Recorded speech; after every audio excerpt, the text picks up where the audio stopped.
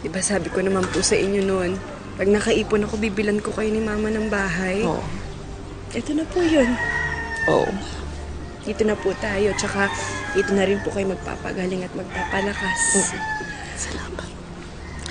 Biruin mo, Apo. Dati nangarap kang maging artista. Ngayon natupad mo na yun. Hindi para mahanap po ang ama mo, kung hindi para magkita kayo ng nanay mo. Pero sana dumating lang yung panahon na magkita pa rin kami ng tatay ko. Yung mayakap ko man lang siya ng mabilis. At masabi ko sa sarili ko na minsan nagkaroon ako ng ama. Yaan, darating din yan. Darating din yan, Apo ko. Sana nga, anak. Sana nga. Basta ang pangako ko sa'yo, anak. Dodoblehin ko ang pwede kong gawin para maging ama at ina ko para sa'yo. Tsaka itong bahay na ito,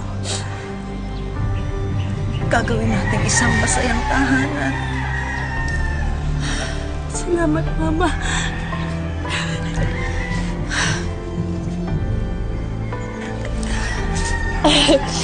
Basta ang isipin na lang po natin, nasa tao ang gawa.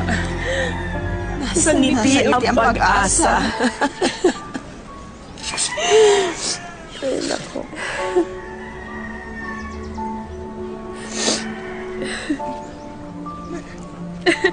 Oh, naku, baka lumamig po yung hinanda kong almusal. Tara na sa baba. Hanggang sa dulo ng mundo, ang kalinga ko'y asahan mo.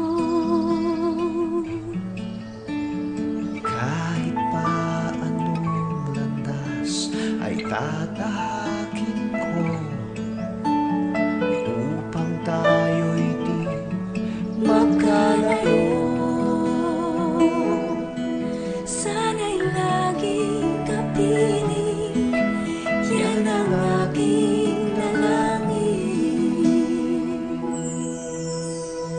Mapakailanman, hindi O ano ngayon ang pangarap pa na nais mong maabot?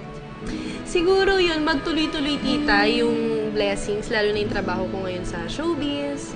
Tapos, ang next ko naman po kasi is car.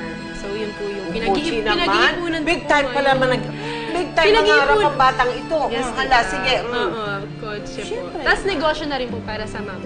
Oh. Gusto ko po siya bigyan ng negosyo. Okay, maraming salamat ha. Thank you, tita. At talaga ang magpakailanman, will really pray for you. Thank you that po. matamo mo lahat ng pangarap mo. Salamat. Ha?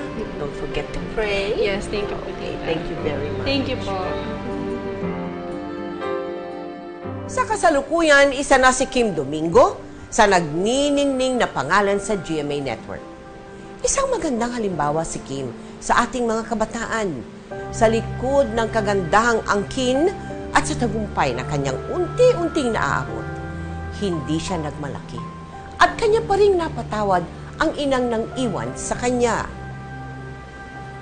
Anumang hirap at mga pasakit ang ating maranasan, huwag nating hayaang mapariwara ang ating buhay.